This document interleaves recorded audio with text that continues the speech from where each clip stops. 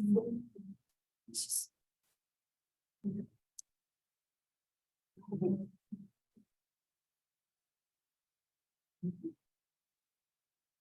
morning. I'm sad. Does anyone know I'd be sad? Did you see it? Yeah. Yeah. I'm like, I don't know if I believe it or not, right? My partner was like, oh, for now. I'm like, we'll see. We'll see. I have a feeling this one's for real. He was like all teary in his interview. He sounded sad. Like, I'm trying not to be sad about it because I got like a whole borrowed year from him and it's like way overdue. Like, he should retire, but I'm sad anyway. I wore my Brady socks, right? Just to honor him. Oh, I had another thought. Like you were asking about the assignment. If we have time at the end today, I do want to talk about that. If you've been thinking about it, that first part of the movie paper or the diagnosis paper is due a week from today. It's only worth 10 points and it's really brief. And I'll try and get to a couple of minutes to talk about it at the end today. So hopefully we'll get there. We have a little bit left of this chapter, kind of I think kind of the core, right? We'll talk about personality inventories here to start. And I actually want to give you one, as I told you that I would do. I have a personality inventory that's a very commonly used one, and I'll give it to you in just a couple of minutes. But last time, if I go back just for a minute, right, we talked about a bunch of different types of assessment that we can use, right? We have the clinical interviews, which are probably one of the more commonly used things, the neurological, psychophysiological tests, which we use if we suspect something biological. Talked about intelligence tests, and then naturalistic observation. Right? So a couple more, starting with these personality inventories. These are typically things that you're going to take that are like a written test, right? So somebody will give you a booklet or a pamphlet and you answer a bunch of questions, or it might be done electronically, which is becoming more and more popular. But with these, you typically have questions that are like true or false or cannot say, or you rate things on a scale of like 1 to 5 or 1 to 7. And what they do is they give us a lot of information about not only your personality, but also mental health functioning. And probably the most commonly used of all of them is a test called the MMPI, the Minnesota Multiphasic Personality Inventory 2. It's in the second edition. It needs a revision. It's been a few years, but this is a very, very extensive test. 567 questions on this test. It takes hours to take this test. So it's not appropriate for everyone. It's typically given only to like adults or at least teenagers, but it's a very, very lengthy test where you answer true, false, or cannot say. Basically, I don't know, to 567 different questions. Did you have a thought? I was going to say, doesn't Yeah. some of those questions like it's questions like, have you ever had, you sometimes have thoughts that are too terrible to hurt others? Yeah. Stuff like that, just to see if you answer, just see if you're being honest. Yeah. Well, and they have a lot of skills built in to see if you're answering honestly, to see if you get tired and gave up. Because you can imagine, right? If you take a test that long, you might like halfway through be like, forget it. I'm just going to kind of answer randomly. And there are scales even to look at that. They'll ask you the same question in a variety of different ways. But yeah, there's a ton of different scales on which are in your book if you're interested in what they are. But they talk about like your there's a depression scale, a gender scale, how introverted or extroverted you are. There's a psychosis scale. Are you like showing signs of maybe things like schizophrenia? There's a whole lot of information that comes from this. If you take it, it gives you like almost like a printout in a way of like how you fall on all these different scales. Really interesting. It's diagnostically used quite a bit. Has anyone in here taken the MMPI? You would remember it. Anything, I know you had shared it with me before. Is anything you want to share? Anything you remember about it? Or yeah. The results were after reading this, so I was able to like go back and look at it and like look at my own score. Yeah. So that was pretty cool. So, Mhm. yeah, for sure. Yeah. A long time, right? And did you, and if you don't feel comfortable sharing, it's fine, but what like setting did you take it in? Was it at a, okay, nice. Okay. Yeah. Yeah. Yeah. And that's becoming more popular where like a therapist will send you a link or a clinician or someone who's assessing it, whatever purpose. And then you can take it at home and you can take breaks. it used to be that you had to sit in an office and just take this in one long setting and people would just obviously get fatigued and tired. Yeah. It'll tell you where you fall. So if you look in your book, like I said, there's a bunch of different scales. So it'll say like how indicative of it that you maybe have anxiety or depression, or how introverted or extroverted your gender identity. It has all these different dimensions. And so it gives you this Scantron printout of where you fall on all those scales. And then there's all these interpretations that can come from it. And typically it's used for personality, but it's used a lot for mental health as well, because it has things like depression and psychosis and so on. So really, really commonly used, as I said, it's quite lengthy. So there are a variety of other tests that we might use. And I want to give you a shortened version of one of them. And I guarantee a lot of you have taken this before. It's a version of the Myers-Briggs Typology Indicator, or the MBTI, which is a very, very commonly used, easy to take test where you get a 4-letter type. How many of you know your 4-letter type already? Okay. A few of you, and if not, you will in a moment. So what I'm going to give you, this is called the CSI, the Cognitive Style Inventory. It's a shortened, adapted version of the MBTI. And all you're going to do on this, and some of them are on one page and some of them are front and back, is there are 4 questions on here.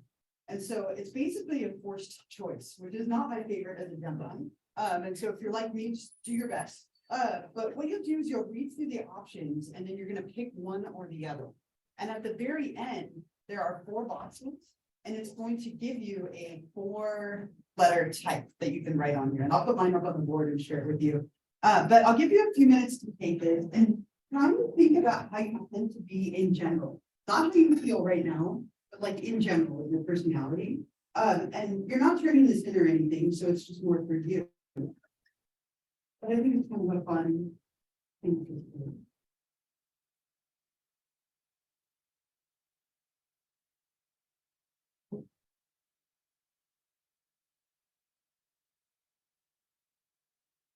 You take this before, it'd be interesting if you remember your 4-letter type. It should be pretty consistent or similar. This is actually a pretty good test. I gave you some bad tests. This one's a really good one.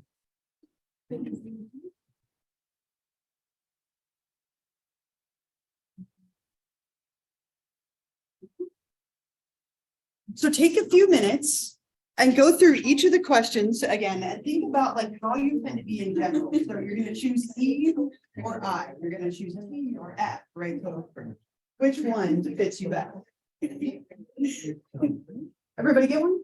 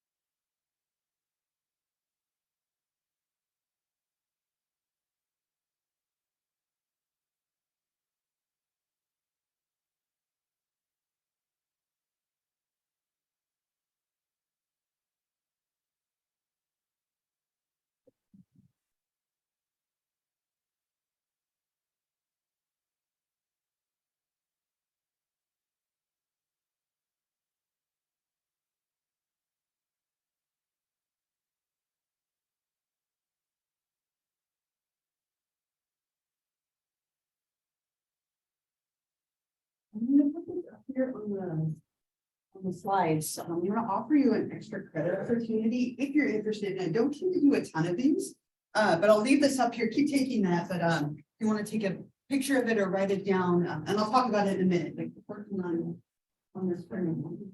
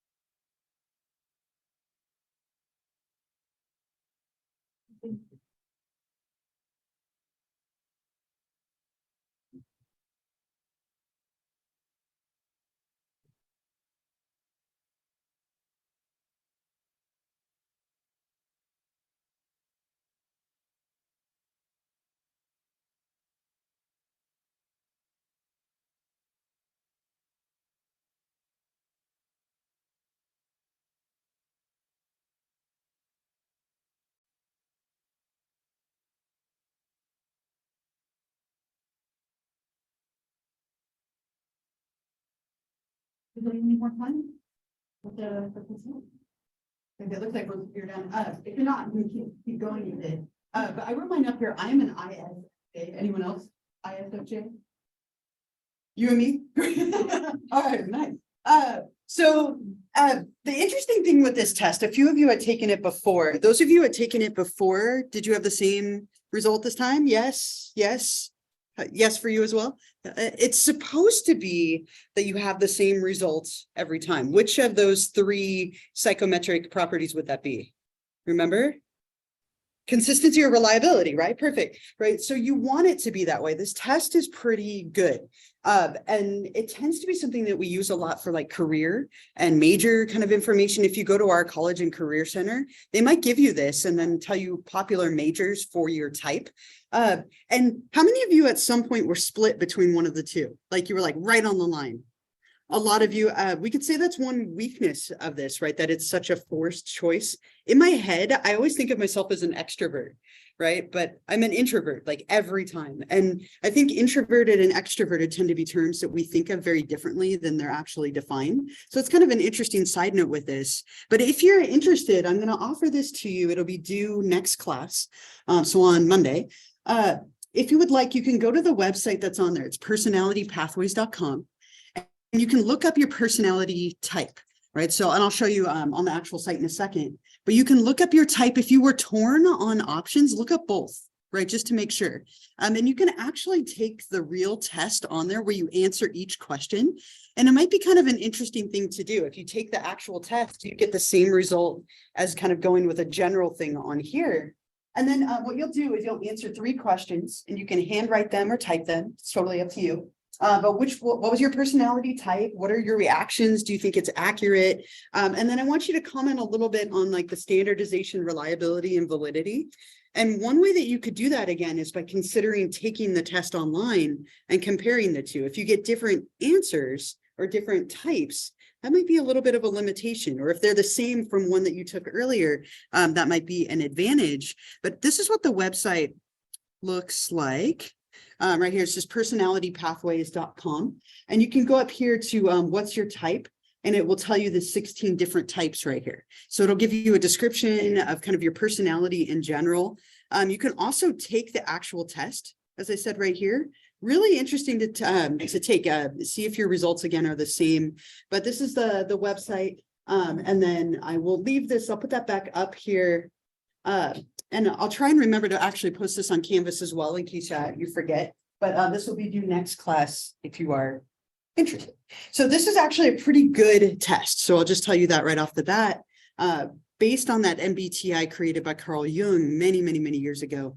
But this one is used often, especially in college and career centers. So this is something that you might see given, right? Whether it's the MMPI or something like this, or there's like the 16 personality factors, there's the big 5 tests, there's a lot of different tests that are personality inventories, these are used a lot. And they're typically called objective tests because they're written and they're very objective in the way that they're scored. It's like an answer or not, right? It creates a profile. It's very black and white, but we can get a lot of information from things like this or the test that you just took. Any thoughts or comments or anything before I go on to the next one? Anything here? Yeah. Yeah.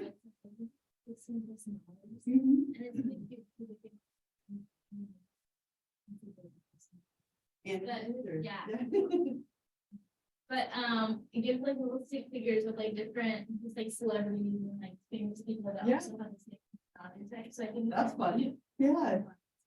Those are fun to take. I mean, people tend to love personality tests, right? We tend to like that as people. We talked about that Barnum effect for a minute last time. And that one's a fun one you can take online for free, which is nice. This one typically has to be administered by a psychologist or like linked out by a psychologist because it is licensed and it has a lot of like elements to it.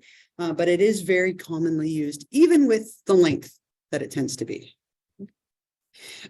In contrast to these objective tests, which are pretty good typically in terms of those psychometric properties, there are tests called projective tests.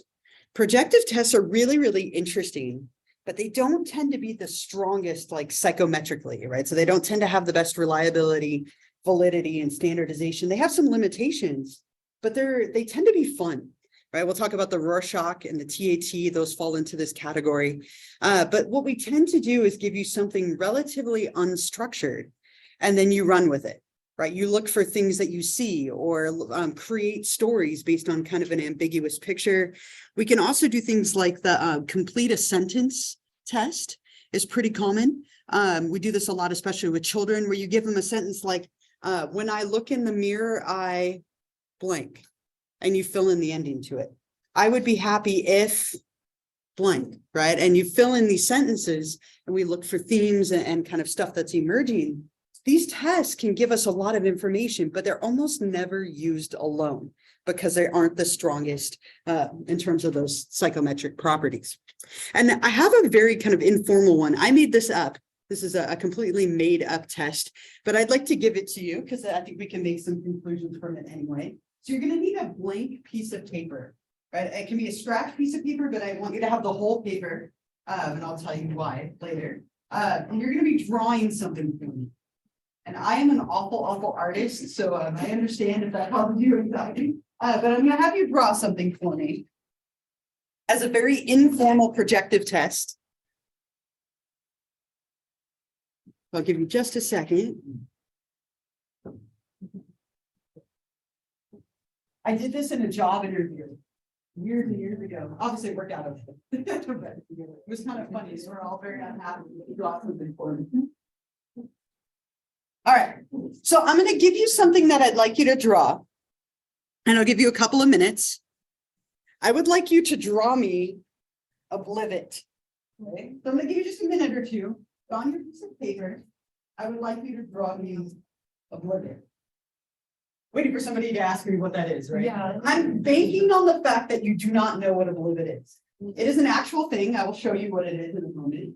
But I want you to draw whatever you think of or whatever comes to mind with the idea of a blivet. And if you are a concrete thinker like me, I understand this is obnoxious, right? So do your best with it. Don't glare at me too much. But whatever comes to mind with a blivet, I want you to draw it on your paper. Put something down. Right, rather than leaving it blank. It can be big, it can be small, it can be whatever you think of. Don't look it up though. It is a real thing. I want you to draw me whatever you think of when you hear the word blivet. I know, I'm sorry. And I promise to reveal to you what a blivet is in a moment. Nope, that's just somebody, that's just an easel. Nope, so just whatever you think of with the term blivet.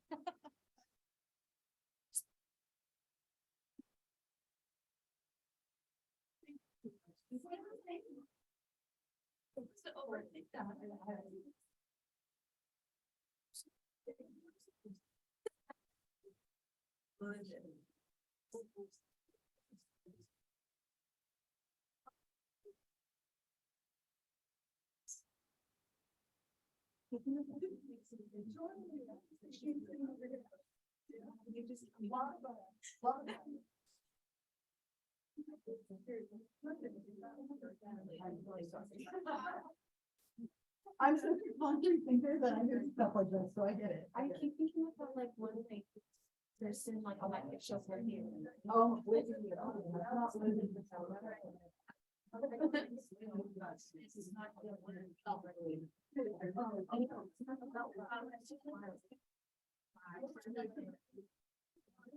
Thank you.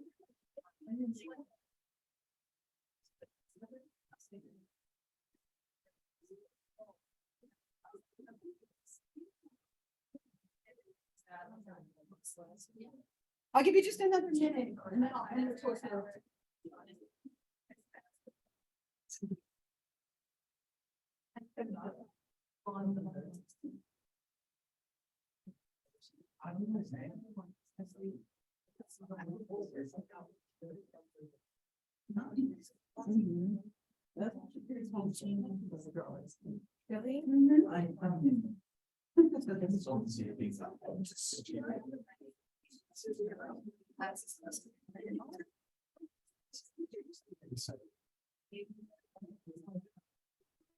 I'm sorry. All right, does anyone need more time with your masterpiece? A lot of you are like, just please end it. Like I said, I'm such a concrete thinker. I don't like things that are ambiguous at all. So let me show you what oblivion is. It is a real thing. This is oblivion. What? So oblivion is an impossible figure where like that third prong kind of appears and disappears. Yeah. You're like, I had it, I swear. The oblivion isn't the point. The idea, if you knew what oblivion was, it actually kind of ruins it. The idea was that you drew something. And I know a few of you didn't want to draw anything because you just had no idea, and I understand. But we can make some general conclusions from what you drew. There's some parallels to a test called the Draw a Person test, which we use with children all the time. Now, interesting, I saw a lot of people with blimps or like hot air balloons and then tools, right? So the couple of things that I tend to see a lot, and then some people with some kind of cute little creatures and things, which I thought is adorable. So let me give you some kind of general things that we can typically infer from a drawing related test that's projected. And these may or may not be true. So keep in mind, we could say that these might be more influenced by your artistic ability and artistic confidence than anything else, but I'll share them with you anyway. So I had you draw it on a blank piece of paper because where you draw things and how big you draw things also tends to be meaningful. Okay, so if you drew something that's really small, that tends to represent shyness, instability, or insecurity. Now, that might also be that you were feeling really insecure about the task. So just keep that in mind. That could also be the case. Something really large might indicate that you tend to be confident or assertive in general. Might be confident in the task or just in general in your life. If you do nothing, which I know a few of you did, it might indicate that you were overwhelmed by it. You don't like to be wrong, or a lack of confidence either in the task or in general. Did you draw something literal or creative? Some of you drew like very literal things like a screw or a tool. Others of you really cute little like creatures, right? Like made up kind of fictional creative creatures. Yeah. I drew a tie. Nice. Okay. A tie, right? It's something very literal, right? Something that's real. Did you draw something that way or something else? Are you creative or are you more of like a literal kind of concrete person? Is it something really simple or really complex? And how might that relate to your personality a little bit? The pressure in which you drew something, right? Is it very thick, heavy pressure or very light? Tends to indicate your energy level. So really thick, heavy pressure, you might have more energy. Very light pressure, less energy. Whether it was detailed or simple, right? Again, tends to indicate confidence, creativity, and so on. And then finally, whether it was at the top, middle, or bottom of the page tends to be meaningful. People who drew things at the top of the page tend to be more optimistic in nature. Middle of the page, more realistic. Bottom of the page, more pessimistic.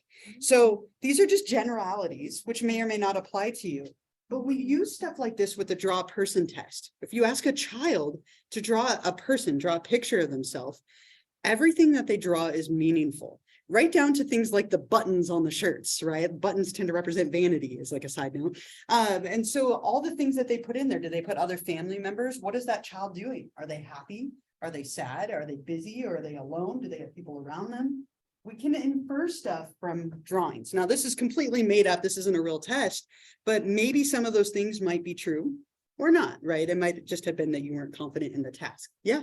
Just like where I went to school, I suppose, but like when I was asked to draw like ourselves, we kind of just drew our heads. Sure. So like, what do you think? But Yeah. were we just like not good enough? Or, like, I mean, it could be a variety of things, right? Everyone has different artistic abilities, right? So it could be that that was all that you wanted to draw. Sometimes just drawing your head or your face, like, can have correlates as well, like being a little bit egocentric, right? Like you only drew like your head. That's the only thing that like mattered to you. It's interesting. If any of you have kids in your life, whether they're yours or like other children that you know, like family members or whatnot, ask them to draw a picture of themselves. If you have the time and you have nothing to do, it's kind of an interesting activity. My daughter Paisley, fish and dip, right? She will forever be known as fish and dip from here on out. I asked her to draw a picture of herself yesterday as we were thinking about this. I should bring it in. I'll see if I can bring it next time. But like her pictures are very creative in nature. My daughter Emma drew herself as a witch, right? Which is super cute. She's like really into witchy things right now, like so crystals and stuff. And so every kid will draw a different picture, and the stuff that they include in there may or may not be meaningful. And it's up to a psychologist to kind of figure that out a little bit. So I'm just interested. You can hide or destroy that or whatever you would like to do. I'm not collecting it or anything. There are actual projective tests that are used in matter, but that was just kind of a fun informal one. This is one of the more commonly used ones. We'll talk about the Rorschach as well next. But there's a test called the TAT, the Thematic Apperception Test. And a theme is basically a story, right? Like if you're writing a theme, you're writing a story. And with this test, what you would do is you would give this to a client and you would show them a variety of these pictures. And with each picture, they are responsible for creating a story to go along with the picture. So you would look at this and you would decide what's happening right now. What just happened? What's about to happen? What's going on here in this picture? And then therapists or clinicians tend to look for themes, hence the name, right? And so if in every picture you're kind of putting a similar theme to the story, that might be something that is going on in your life that you are projecting onto this very informal text. Or it could just be that you're very creative or not so creative. Again, those are things that a therapist kind of has to figure out. So what I want you to do, and you're going to do this a few times today, find a couple of people around you, just whatever's easy, like 2, 3, 4 people. And I want you to talk about this picture. What's going on in this picture? And it can be anything. There's no right or wrong answer. There are typical and atypical answers, but there's nothing like right or wrong. So I'll give you just like 2 minutes and then we'll talk about it together. But with those people around you, what's going on in this image, right? 2 to 3, 4 people, whatever's easy. Find a few people and go ahead and talk about it.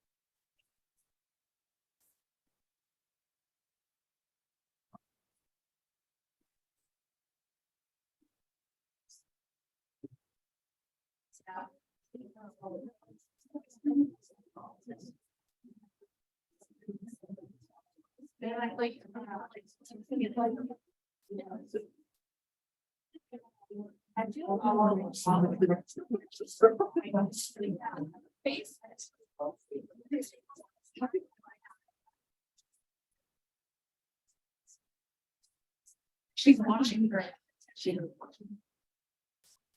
think it's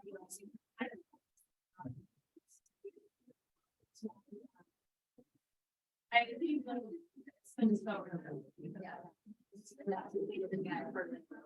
Right, so I want to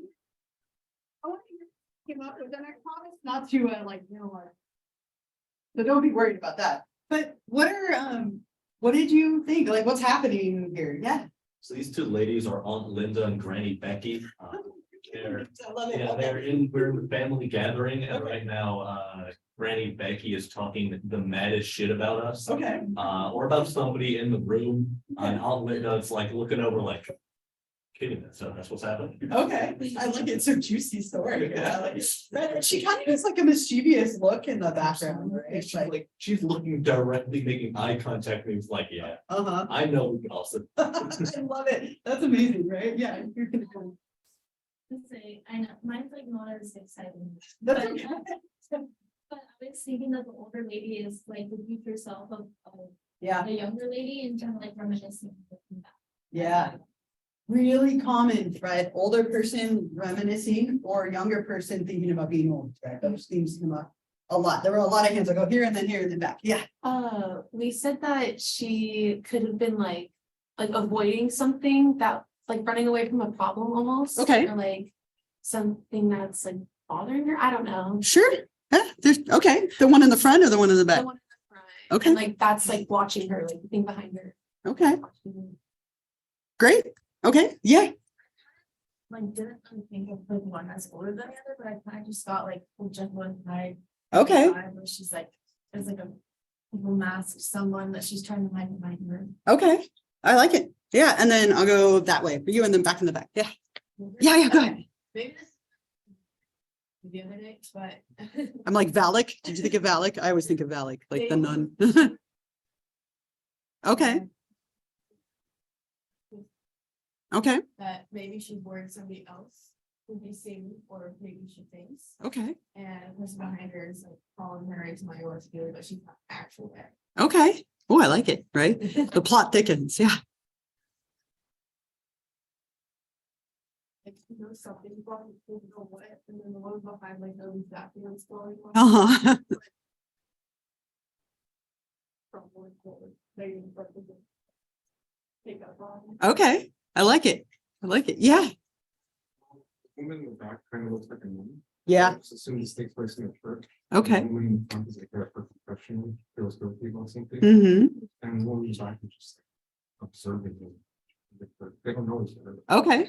All right. Yeah. And really common themes of like of a nun. Like I always have to watch too many scary movies, right? So I think of the nun and like Valak that is violet, right? I'm like, it's evil Valak, right? Not nearly as creepy, but or themes from like Snow White of like, do you want an apple? Or like she just offered her a poisoned apple and is waiting for it to take effect. Like,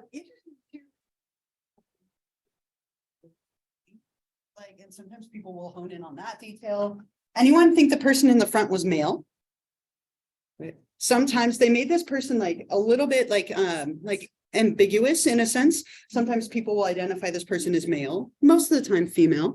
And so again, like all these kind of common things that come up, right? And some of it boils down to how creative you are. Some people just like making up creative stories. Like I love that you gave them names. So they'll forever be Becky and Linda. All right, I'm gonna write that down. Introduce them in the future. So I have another one of these. This one is another actual one from the test. We'll say it's richer in content. I don't know. Right. So with your group again, what's happening in this picture? Take another minute or two and talk about this one.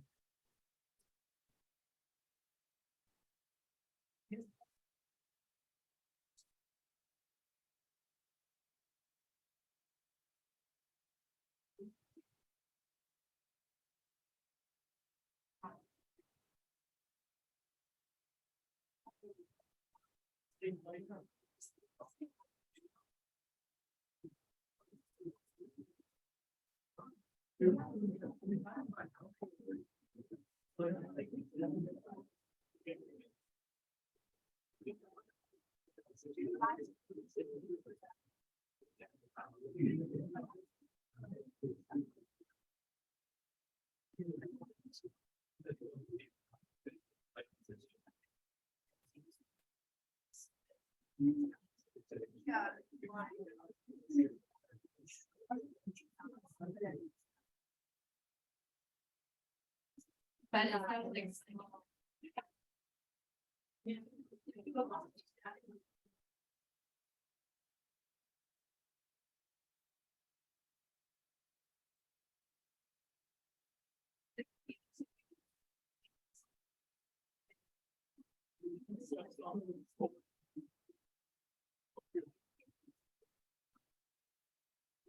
it's kind of like.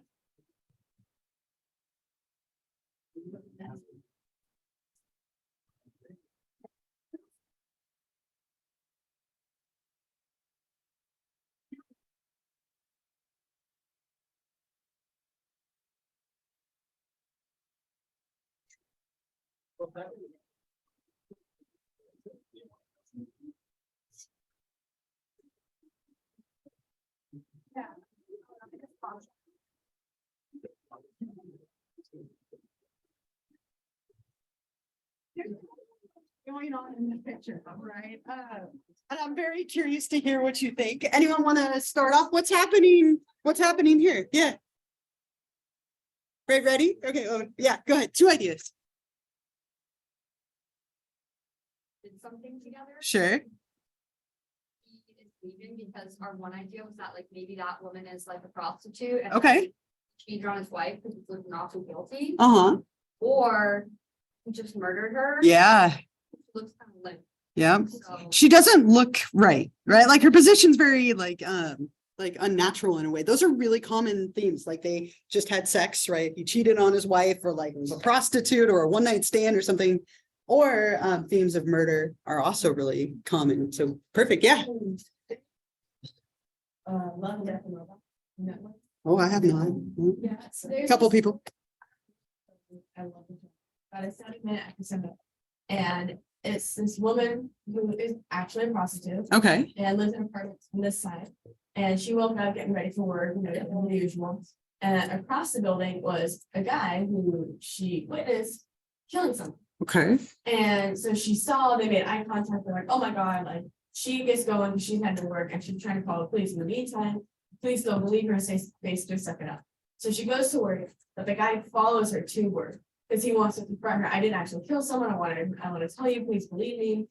Ended up, following ABCD, and at the end, they ended up in the same apartment building that he was in originally. She pulled out a gun and killed him. Okay. And then it has a loop and they switch places. Interesting. So it made you think of that. It made- because surprisingly, that's exactly how the guy worked. Okay. Interesting, right? And that can sometimes happen too, that these remind you of like a movie or a show. And then those stories kind of blend a little bit. Yeah, do you have a thought too? Uh-huh. But like maybe that was like her husband, he came home to find her like that, and that's why they were so distraught. And kind of like, right, looking away because of it, or yeah. Okay, great. Yeah. Okay. Mm-hmm. Either we purposely left out the eyes. Mhm. See only. Yeah, you can't see either of their faces, right? Yeah, for sure. That's a good point. Good noticing. Yeah. So we have here Anne and Greg, right? So Anne just made it home from work. Greg has been back for a while. He was on military deployment. You can tell because of the scarf, because he wears his watch on the inside of his wrist. Okay. And he's back home for a few weeks now. And Anne just got home from work, and so she's exhausted, goes for a shower, gets right into bed. That leaves Greg looking after the kids for the evening. And so he is playing hide and seek with them. They don't have a very big apartment, and so he's making a big show of counting, despite the fact that the kids are right under the table there, and it's gonna be really easy to find them, but like, he's playing it up so they can have a good time. Love it. That's great, right? All right, interesting. Okay, I can say I've never heard that one. Yeah. Let's hear it. Because he's like, it's picture perfect, it's 1950s where it's like American lifestyle. Okay. And he just went to work. She just popped into too many pills. Okay. And she, popped out, I don't know why her breasts are, but she's naked in POD, and then he came home and found out. But either way, none of them. Okay, all right. Interesting, and those are common too, that there's something, again, very unnatural about the way she's laying. A lot of people will say she either committed suicide, she was murdered, she was found dead. Those are very common schemes. Yeah, I think just killed her. Yeah. So I think it's the office. yeah, Dexter. Right, yeah. Okay. Anything else? Anything else here that you feel is? There are, those are all really like typical, like none of those are abnormal in any way. Interesting that for the first time last semester, I had somebody say this was a woman, right? Like a very masculine like woman. I've never had anyone say that before, but that was really interesting.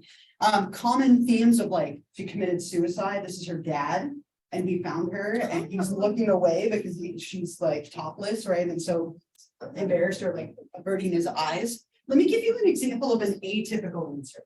Okay, so there are lots of common themes, but an atypical answer would be like, he's wiping his brow and he's kind of rubbing his eyes because he's tired from reading all night.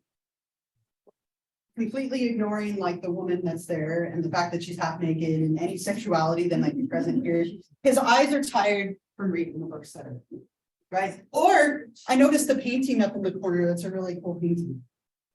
Nothing about the peoples, right? Those would be kind of abnormal things to point out, right? And they're also kind of a little bit limited, but sometimes people get really creative with things, like your story was very creative, right? And other times people are very literal. Those are things that we might look for, right? We look for themes. Let's say in this one, we say this is a dad who just walked in and found his daughter had committed suicide. Okay, and that's what they say for this one. And then for the last one, this is a young woman who just told her grandma that she's thinking about committing suicide. Right, so now we have like two mentions of death and suicidality. It could be that that's on that person's mind, right? And that they're kind of putting it into the pictures. So there's about 20 of these that you would take in total, and you create stories, and then we look for like reoccurring themes in the story. And they're old, they're grainy, right? They're kind of grainy and old on purpose. But it is something that is used. It would never be used alone, but it is a test that's commonly used. Yeah. Yeah, and that's okay, right? There's nothing wrong. Yeah, it's kind of a detail in the back, right? But that's the neat thing, is everybody pays attention to something a little bit different, right? Like you notice that the watch is on the like interior of his wrist, right? And sometimes people will notice that, or again, the way she's laying, or you notice that there were no eyes showing, right? That their faces are hidden. People pick up on little different details. And that's thought to be meaningful in some way. You're projecting your own meaning onto the image, right? And again, they're not perfect, but sometimes people will reveal little things as part of this. And I'll share a story with you. And one of my first years that I was teaching, and I was teaching in Colorado, in Pueblo, Colorado, I had a student in my personality theories class, and we did this similar exercise. And I asked, what do you see? And he shared a story, and it was really disturbing. And nobody came back for like 3 weeks afterward, which was just absolutely like something to deal with. It was really intense, right? So he shared this story. This is a young man who just told his grandma that he plans to kill everyone in his psychology class. Now imagine you're sitting in a psychology class, and this is a young man saying this. Everyone freaked out, right? As you could imagine, this was like a year or two after Columbine. And like school shootings being unfortunately as common as they are. So he like proceeded to tell this whole story about this young man who planned to kill his class. And like it completely ruined the whole semester, right? As you can imagine, like it. So I almost to the point where I almost took this out, but I think it makes an interesting point. And I had to take him to the counseling office, and he needed help. Right. And I got him help, and he never came back. And eventually my students came back, and we resumed after he was gone.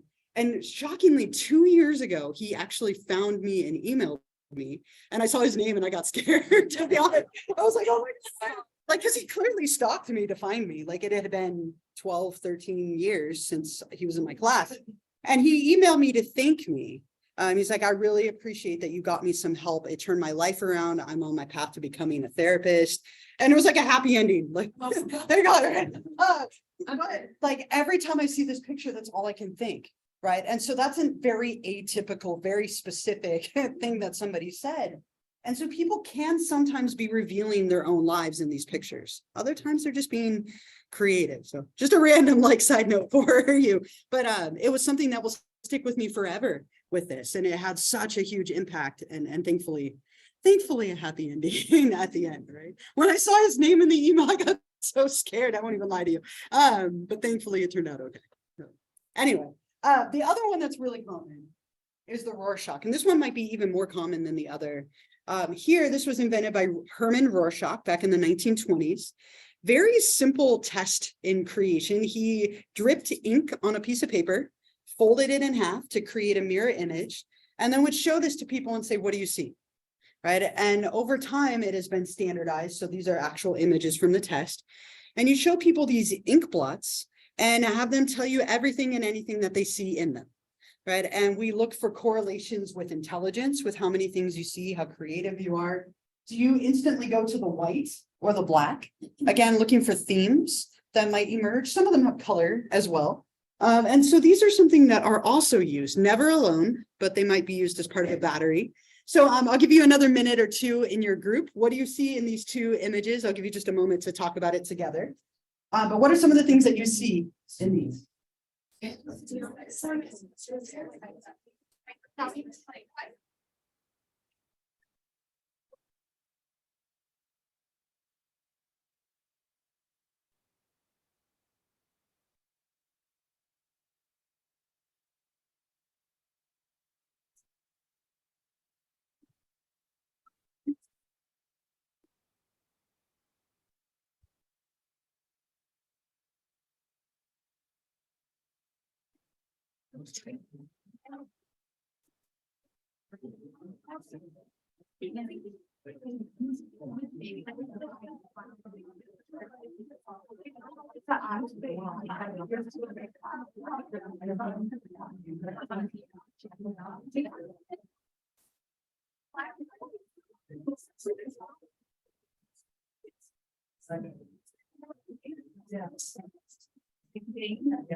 Like on the right. Looks like.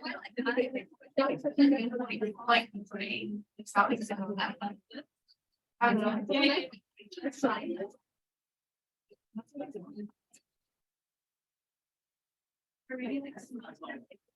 there's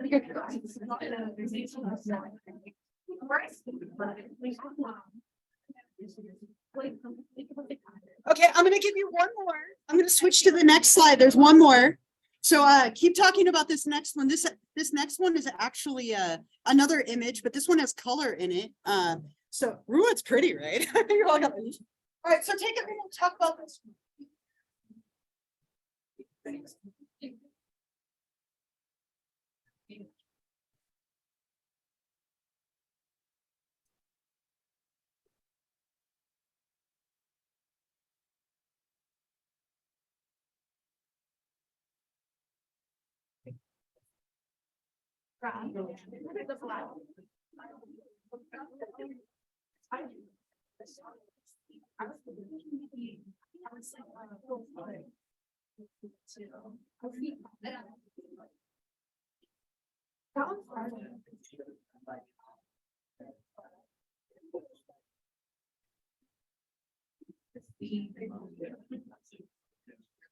Totally. Right? An ocean theme.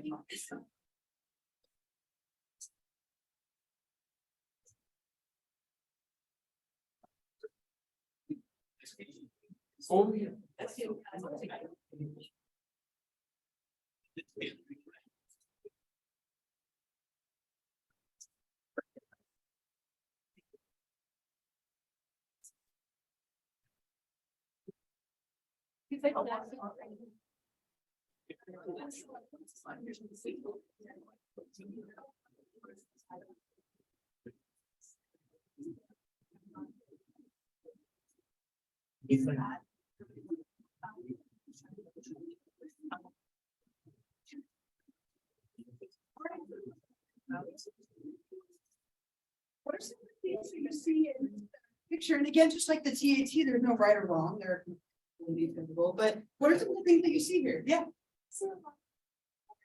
okay, totally. Up top, the grayish kind of looks like a skeleton or a rib cage. Yeah. The green on the bottom looks like a wishbone kind of. Plus you can kind of reminisce like neurons or dendrites. Okay. And then not, I don't even talk about structure, but the two like yellow with the like lines on them. See them up close, they kind of look like dots. Okay, all right, great, yes. See two women dancing by the tower in fact. Yeah, it looks like the Eiffel Tower, right? Okay, two women dancing in front of it, yes. It's that part, the bottom part, you can see it looks like it's kind of taken in. Okay, Green part on the very bottom, it looks like they're. it does look like pair flyers, for sure. Which brown on the sides, look like crabs holding to that. Okay. The blue kind of looks like a crab, and on the leaves, it looks like it's like. Okay. How many of you saw like an underwater theme, like crabs underwater theme, really common, right? It's kind of got that like that vibe going with it. Other pieces, other things, yeah. With the blue ones, I saw like just the shadows of palm trees. Okay. Shadows of palm trees, great. Do they have names? I wanted them to have that answer.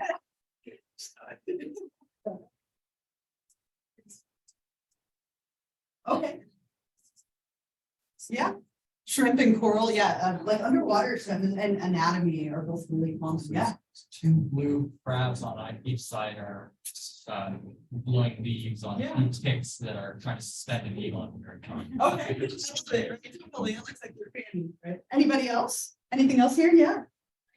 It kind of gives like Avatar, where like everything else is planned, and then those two, I think people, the Okay. thing are like soldier people, and then in the back, that black thing, I would say it's like their hub.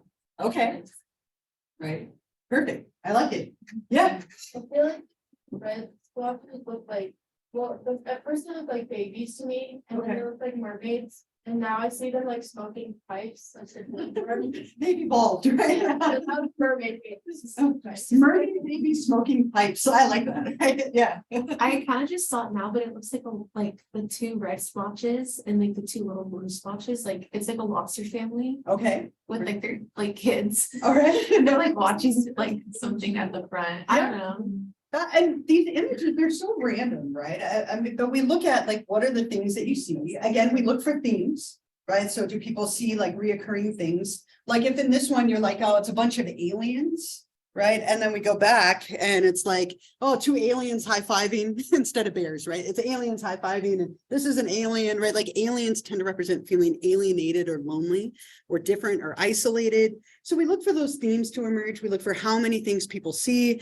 This one for me is always really interesting. It's kind of evolved for me over time, like, like your evolution today.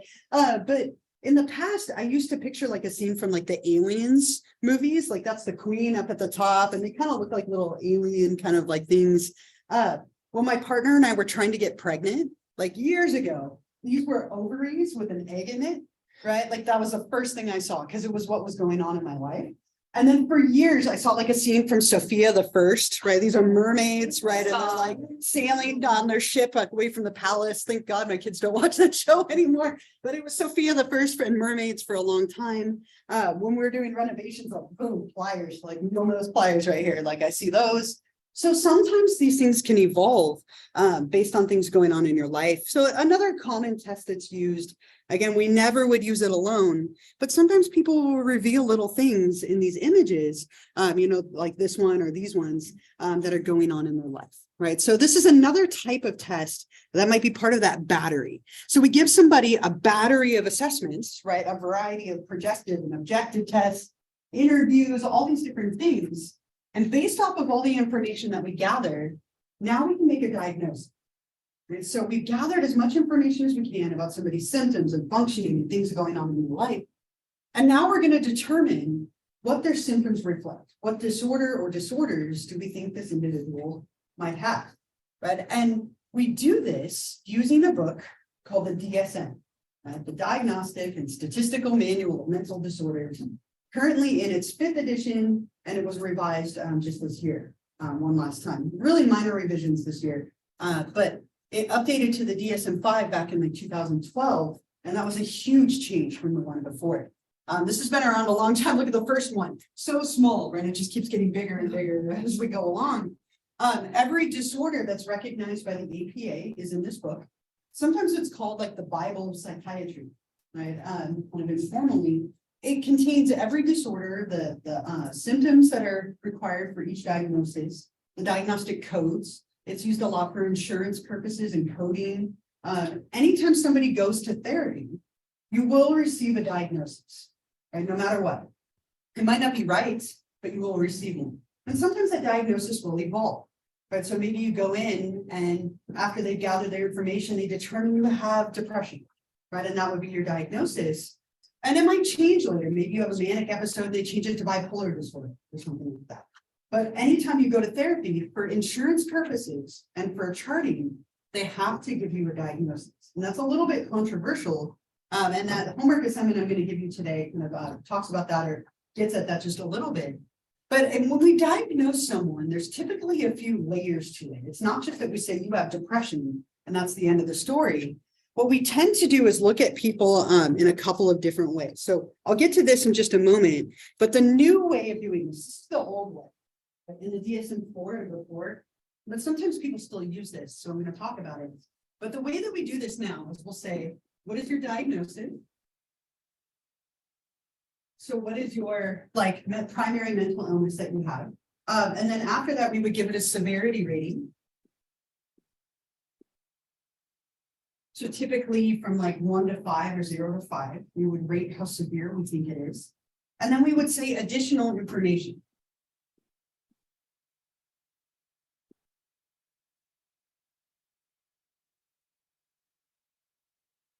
So this is what the new way looks like, the current or like new way.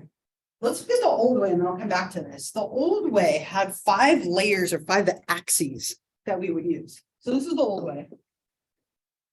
On axis 1, we would put the person's primary diagnosis, their clinical disorder.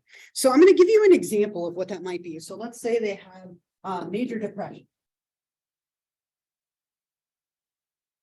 Major or unipolar depression. So depression without any kind of mania or anything like that. Axis 2, in the old system, we would put any kind of like global disorder that's going to affect everything. So do they have a personality disorder or any kind of intellectual delay? We've changed mental retardation, thankfully, finally, to something else in our current DSM, intellectual developmental disorder. But let's assume for our purposes, our person does not have like a global disorder. Axis 3 is any kind of like medical condition that might affect their primary diagnosis. So are there any medical conditions in this person's life that might exacerbate or affect their primary like mental illness? So for example, let's say that our person has, they have obesity and diabetes. Okay, sometimes when people have diabetes and they have fluctuations in their blood sugar, it can affect their mood, right? So maybe the fact that they are overweight and have diabetes could at times exacerbate their depression or affect it in some way.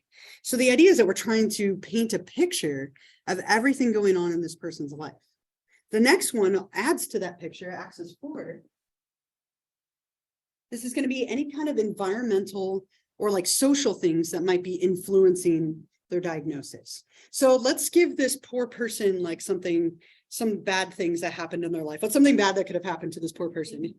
What was that? Being bullied? Okay, they were bullied.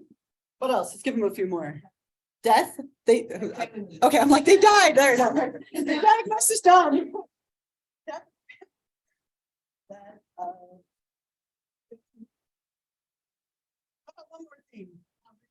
What was that? Poverty. That wasn't too bad. My other class was like, their dog died, they got cheated on, like their foot got ran over by like a car. It was so bad. I felt bad for this person. This fictional person I felt bad for. So we're adding anything in their environment, right, that could be making it worse. Again, kind of painting a clinical picture. And then axis 5, we're giving them a global assessment. This is a number between 0 and 100. Right, 0 would be like the absolute worst, like they are like not functioning in the slightest. 100 would be they're perfect and nothing's wrong. Let's say this person's at maybe level 50. So this was the old way. And then what we would do is we would take this for the new way. We would say over here, major depression. Right, that is their main presenting clinical issue. Let's say out of like 0 to 5, maybe we give them a 3. And then this is where we would put the information like diabetes, obesity, death, and so on. We would add all of that in.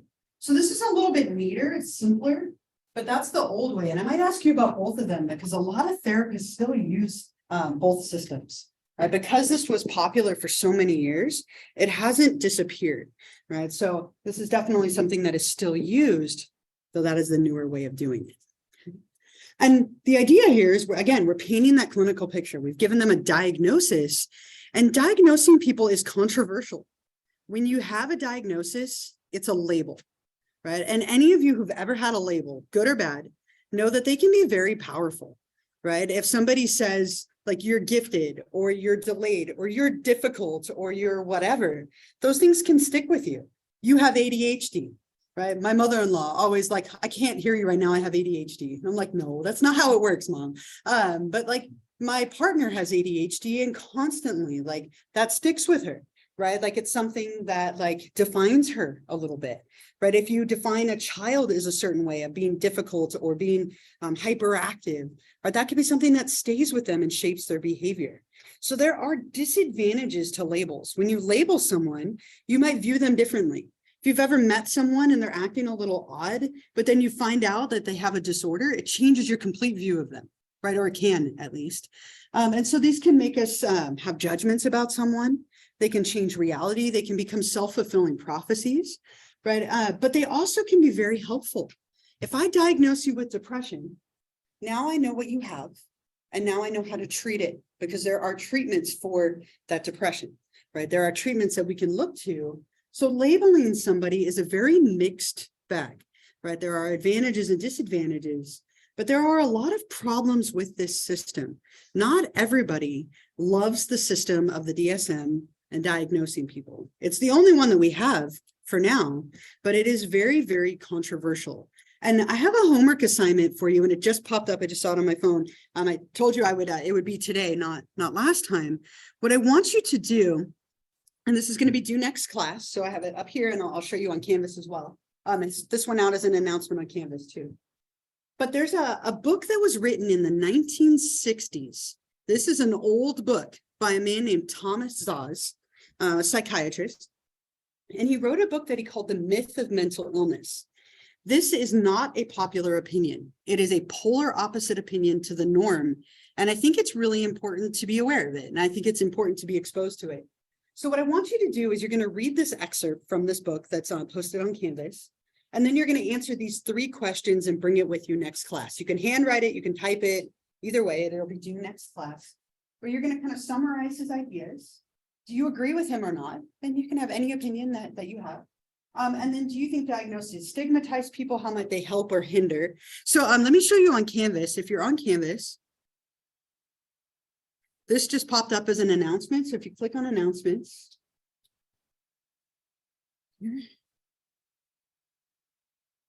so it just popped up right here just a minute ago. So if you click on this, so here's the article and here are the 3 questions, and then it's due on Monday. Okay, so it's all on here as well, so you don't have to remember it.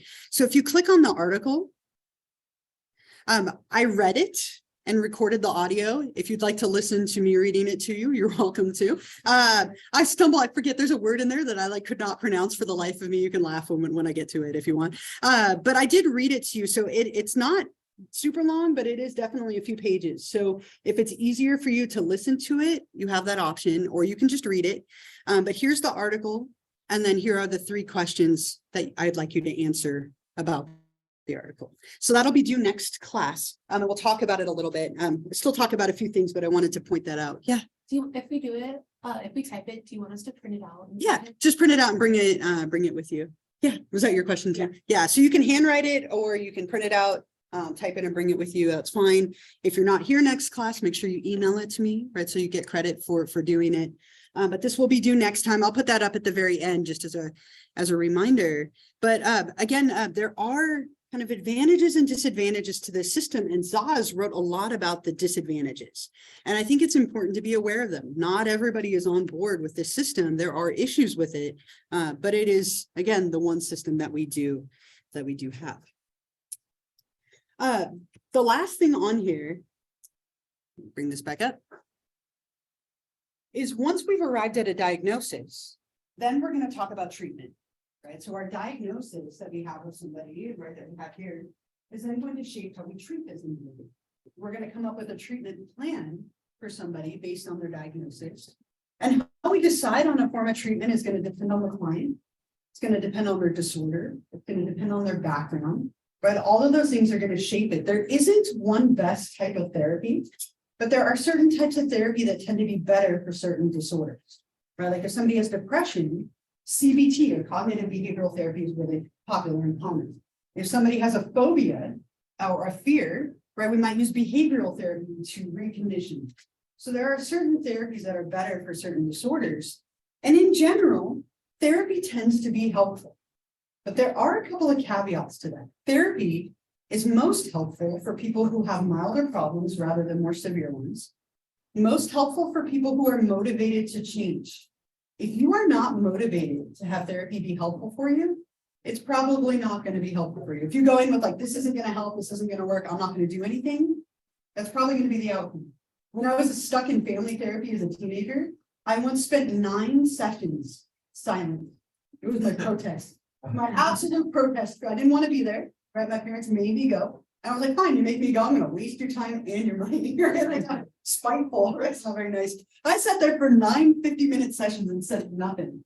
And the therapist said nothing. We just sat there silent for 50 minutes, which is so awkward, let me tell you. And I thought I was doing really well. Like, I was like, I won this. Like, and on the like 10th session, I was like, aren't you going to say anything? And he was like, I was just waiting for you.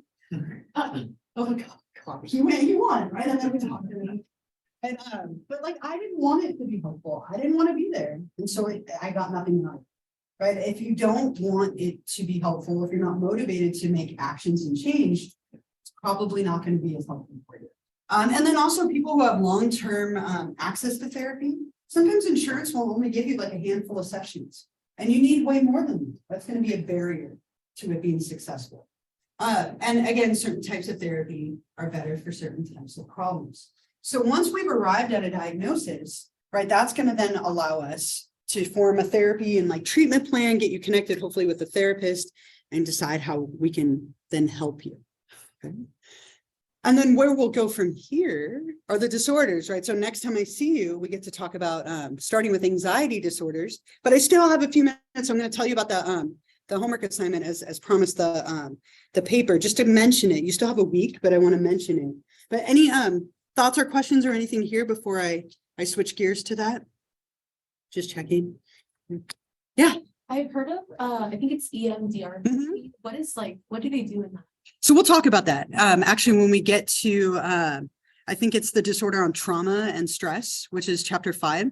And I'm kind of an EMDR expert specialist. It's kind of my area, one of my areas anyway. So we'll talk about that a little bit when we get there. If I don't answer it, make sure you ask me again. We'll get there, right? Eye movement desensitization and reprocessing, EMDR.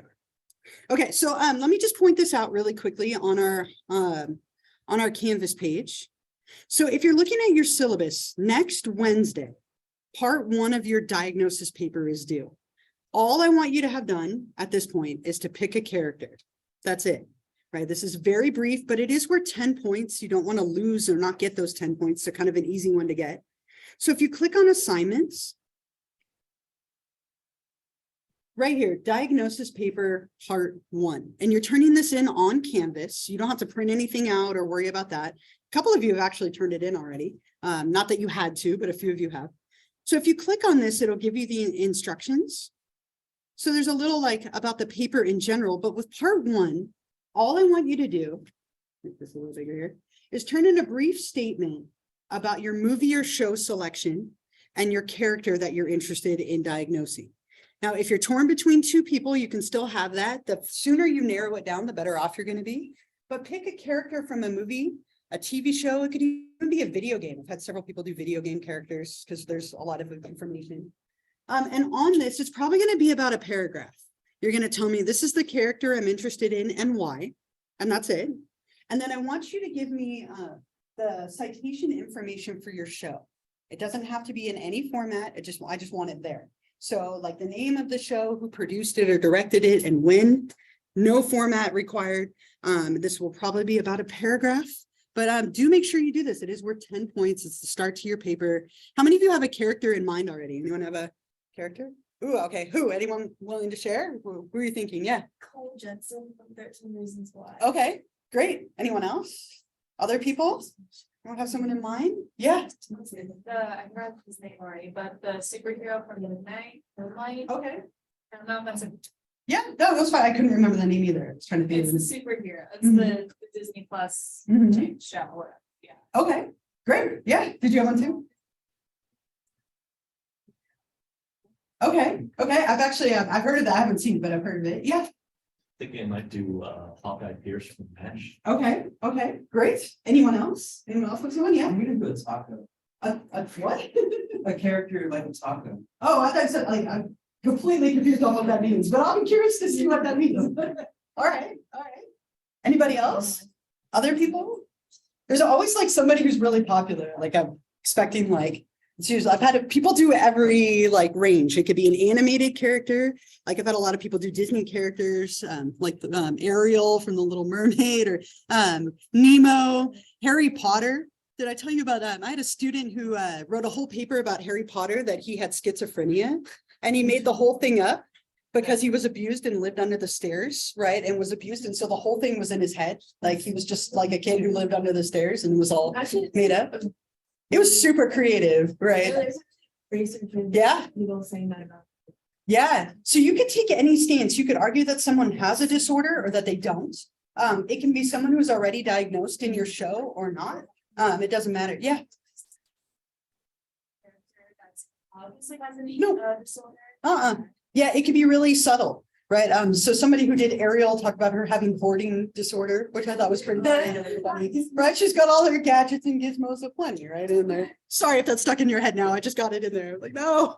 But you could do anyone or anything, whatever interests you. If you have questions about your character, feel free to email me. But start thinking about that. And then I'm going to leave this up here as you go. Remember that this is due next class, right? So this is that full homework assignment about the reading. And don't forget about the extra credit too, if you'd like to do that as well. So have a wonderful weekend. I will see you all on Monday.